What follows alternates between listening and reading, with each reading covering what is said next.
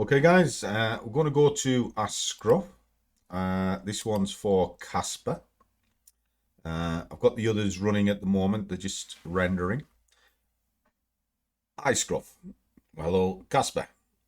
I'm using a fib for entry and exit on an hourly. Does it make sense to place a stop loss below the 50 level since it acts as a pivot, i.e. swing, level, and 50, depending on direction of trade?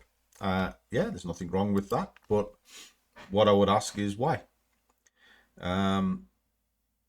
Your level and your swing will provide two shields, and as long as that 50 is sort of in that relationship, nothing wrong with that.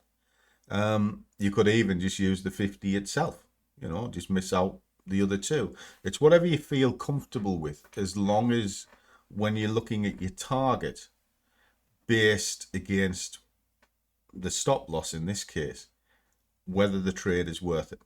Now, the protection points, the 50 will act as one, but you could then say the 61.8 would act as a shield, and then the 76.4, 100, 127.2. And what I'm driving at with that is you could have a shield on anything. It really can. You just have to have it so it makes sense.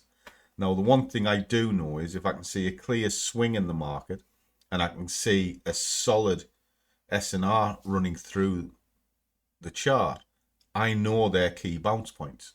So therefore, that I want two of them. One of them acts as a mental stop loss and the other one acts as a hard stop loss.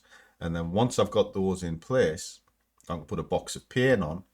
And then as long as I don't leave that box of pain, doesn't matter what the RR is, if that's what you're looking for. As long as I'm 1-to-1, that's fine. And greater than that, even better. So that's kind of the way I do it, but there's nothing wrong with what you're looking at. Nothing wrong at all.